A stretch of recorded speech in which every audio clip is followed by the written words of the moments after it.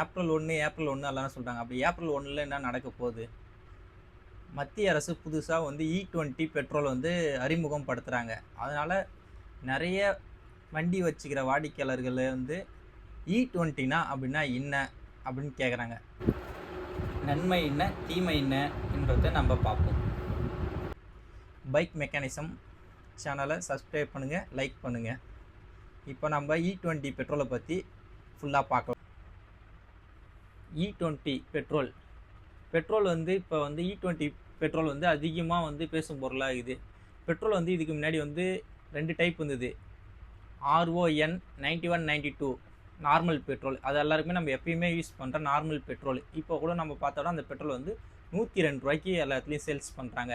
Premium petrol RON 95 அந்த petrol வந்து கொஞ்சம் நல்லா இருக்கும், கொஞ்சம் மைலேஜும் எக்ஸ்ட்ரா தரும், வண்டிக்கு வந்து கொஞ்சம் நைஸாக ஓடுற மாரி இருந்தாங்க. அப்போ E20னா என்ன? இப்போ புதுசாக வந்து மத்திய அரசாங்கம் ஏப்ரல் 1ஆம் தேதியிலேருந்து E20 பெட்ரோல் வந்து சேல்ஸ் கட்டாயம் அப்படின்னு பெட்ரோல் பங்க்கில் சொல்லிக்கிறாங்க. அப்போ அந்த E20 பெட்ரோல் வந்து எப்படி கிடைக்கிறது? நம்மளுக்கு எப்படி கிடைக்குது? இயற்கை எரிவாயு, அதாவது பயோகேஸ், பயோ பெட்ரோல் அப்படின்னு சொல்லலாம். அது எதுலேருந்து வருதுன்னா சோளம், மக்காச்சோளம், சூரியகாந்தி விதை அதுலேருந்து மூலிமா அந்த எத்தனால் என்ற பொருள் வந்து அதுலேருந்து எடுக்கிறாங்க.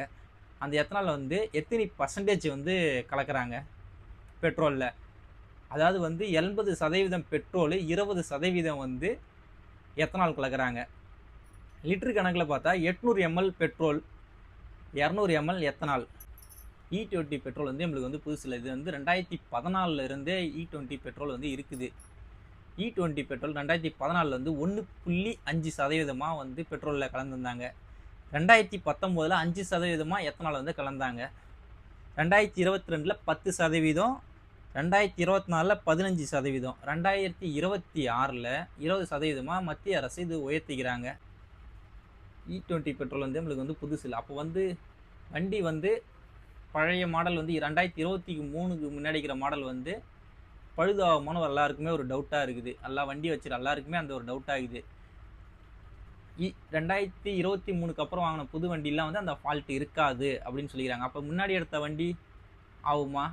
ஆகும். ஆனால் ரெகுலராக ஏற்கனவே நம்ம எத்தனால் நம்ம யூஸ் பண்ணிக்கிறோம் பெட்ரோல், ஆனால் வந்து ப்ராப்ளம் வராது. எப்படின்னா இப்போ மாதம் கண்டினியூவாக சர்வீஸ் பண்ணுறவங்களுக்கு வந்து அந்த ப்ராப்ளம் வராது. ஏன்னா இதுக்கு முன்னாடி வந்து 6 மாதத்துக்கு ஒரு தடி வந்து கார்பெட்ரு, ஃப்ளக்கு அதுமாரி க்ளீன் பண்ணுறவங்க இப்போ 3 மாதத்துக்கு ஒரு தடி க்ளீன் பண்ணுற மாரி இருக்கும். இப்போ இன்ஜினோட லைஃப் வந்து பார்த்தோன்னா 1,00,000 கிலோமீட்டர்னா இப்போ வந்து அது கொஞ்சம் வந்து ட்ராப் ஆகும். ஒரு 15,000 கிலோமீட்டர் கரைஞ்சுன்னா 75,000 கிலோமீட்டர் தான் ஒரு இன்ஜினோட லைஃப் வந்து இருக்கும்.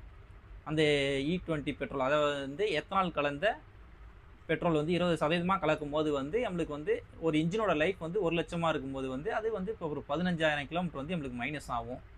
அது ஏன் மைனஸ் ஆகுதுன்னா இயற்கை, அதாவது பயோ பெட்ரோல் வந்து கொஞ்சம் வந்து இயற்கையாக இருக்கும், கொஞ்சம் வந்து லிக்விட் வந்து கொஞ்சம் கட்டியாக இருக்கும்போது வந்து அது எரிபொருள் வந்து கொஞ்சம் லேட்டாக எடுக்க ஆரம்பிக்கும்.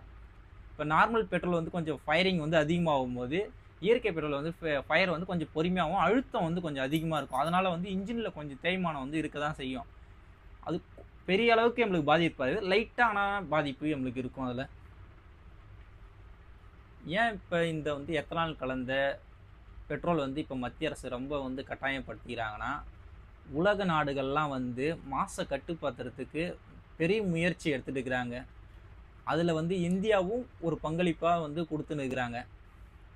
அதனால தான் இந்த இயற்கை பயோ பெட்ரோலை வந்து யூஸ் பண்ணுன்றாங்க. அதனால வந்து உள்நாட்டு விவசாய உற்பத்தியாளர்களுக்கு வந்து ரொம்ப பயனடையும் அப்படின்னு சொல்கிறாங்க. அதுவும் இல்லாமல் இதில் வந்து பெரிய வர்த்தகமும் இதில் அடங்கியிருக்குது. வெளிநாடுகள்லாம் பிரேசல், USA வந்து அட்வான்ஸாக போயிட்டு இந்த இயற்கை பயோ பெட்ரோலை வந்து E70 E18க்கெலாம் போயிட்டாங்க USA நாடெல்லாம். ஆனால் நம்ம வந்து இப்போ தான் E20க்கே வந்துடும். இதனால் வந்து நம்மளுக்கு வெளிநாட்டில் இருக்கிற அந்த யூஸ் பண்ணுற அந்த இயற்கை எரிவாயுனால இன்ஜினில் அந்த அளவுக்கு பாதிப்பு இல்லைன்னு சொல்லிக்கிறாங்க. அதனால் நம்மளுக்கு அந்த பாதிப்பு அந்தளவுக்கு இருக்காதுன்னு நம்ம நம்பலாம். இதுக்கப்புறம் நம்ம அதை யூஸ் பண்ண தான் அது என்னன்றது தெரியும். நார்மலாக வந்து இது இப்படி இருக்கலான்றது ஒரு கணிப்பு.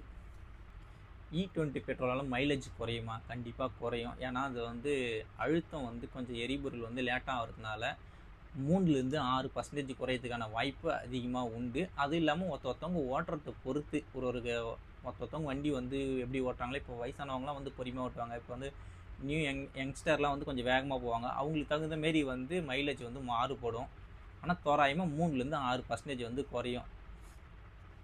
இந்த E20 பெட்ரோல் அதாவது வந்து ஸ்டார்டிங் 2014லேருந்து E21லேருந்து ஸ்டார்ட் பண்ணி 2026 இந்த 10 வருஷத்தில் காற்று வந்து மாசுபாட்டு வந்து கண்ட்ரோல் பண்ணிக்கிறாங்க மத்திய அரசாங்கம். 698 லட்சம் டன் கார்பன் மோனாக்சைடை குறைச்சிக்கிறாங்க. கச்சா எண்ணெயை வந்து கொள்முதலையும் கம்மி பண்ணிக்கிறாங்க. கவர்மெண்ட்டுக்கு இந்த கச்சா எண்ணெயை வந்து நம்ம இயற்கை மூலிமா எடுக்கலாம். அந்த கச்சா எண்ணெயை கொஞ்சம் குறைச்சிக்கிறாங்க வெளிநாட்டிலேருந்து வாங்குறது. அதை குறைச்சதில் இந்த 11 வருஷத்தில் 1.44 லட்சம் கோடி அந்நிய செலவாணியை வந்து குறைச்சிக்கிறாங்க. வண்டியை நம்ம எப்பயுமே மாதம் மாதம் நம்ம சர்வீஸ் பண்ணுறோம். ரெகுலராக சர்வீஸ் ஆஃபீஸுக்கு போகிறவங்க, கவர்மெண்ட் வேலைக்கு போகிறவங்க எல்லாம் வந்து மாதம் மாதம் கரெக்டாக வந்து சர்வீஸ் பண்ணுவாங்க. மேக்ஸிமம் அவங்களுக்கு வந்து அது பெரிய ஒரு ஃபால்ட்டாகவே இருக்காது. புதுசாக வண்டி நிறைய பேர் வாங்கினதுக்கப்புறம் வண்டியை வந்து சர்வீஸே பண்ண மாட்டாங்க, ரொம்ப அன்கண்டிஷனில் வச்சுருப்பாங்க. அதுமாரி போல் ஆளுங்களுக்கு தான் ரொம்ப கஷ்டமாக இருக்கும். நம்ம சர்வீஸ் அதுக்கு முன்னாடி வந்து 4 மாதத்துக்கு ஒரு அடி இல்லை 5 மாதத்துக்கு ஒரு அடி பண்ணுறவங்க இப்போ வந்து 3 மாதத்துக்கு ஒரு அடி பண்ணுற மாரி இருக்கும். ஆயிலும் கரெக்டாக நம்ம சேஞ்ச் பண்ணி கரெக்டாக மாற்றினா எந்த ஒரு பிரச்சனையும் வராது. நம்மளுக்காக வந்து அரசாங்கம் வந்து ஒரு விஷயம் கொண்டு வந்தனா நல்லதுக்காக தான் இருக்கும். நம்ம வந்து இப்போ வந்து இது பார்த்திங்கன்னா இது போர் நடக்கிறதுனால தென்கிழக்கில் போர் நடக்குது. அதனால் என்ன ஆகுதுன்னா நம்மளுக்கு வந்து இந்திய மதிப்பில் வந்து நம்ம டாலருக்கு நிகரான, அதாவது யூஎஸில் வந்து டாலருக்கு நிகரான இந்தியா அமௌண்ட்டு நம்ம கொடுத்து வாங்குற மாரி வரும். அது வந்து இப்போ போர் நடக்கிறதுனால கிடைக்க முடியாது. அதனால் இந்திய மதிப்பு வந்து, அதாவது சொல்லுவாங்க மும்பை பங்கு சந்தைகள்னு சொல்லுவாங்க. அது இப்போ நியூஸ்லலாம் நீங்கள் பார்த்தீங்கன்னா கூட சொல்லுவாங்க. அப்போ வந்து டாலருக்கு நிகரான குறைஞ்சிக்கிட்டே வருதுன்னாங்க. இந்த போர்னால நம்மளுடைய இந்திய பங்குச்சந்தை வந்து குறைஞ்சிட்டு, அப்போ நம்ம வந்து யூஎஸ் டாலராக நம்ம வாங்கும்போது வந்து நம்மளுக்கு வந்து வருமானம் வந்து ரொம்ப லாஸ் ஆகும். அதனால் மத்திய அரசு இதுமாதிரி புதுசாக வந்து கொண்டு வந்துக்கிறாங்க. அது வந்து நன்மைக்காக தான் கொண்டு வந்திருப்பாங்க.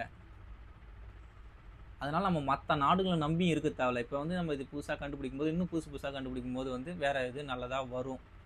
இயற்கை கேஸை நம்ம ப்ரீமியம் பெட்ரோலை நம்ம யூஸ் பண்ணலாம். இயற்கை பெட்ரோலை நம்ம அதிகமாக யூஸ் பண்ணலாம்.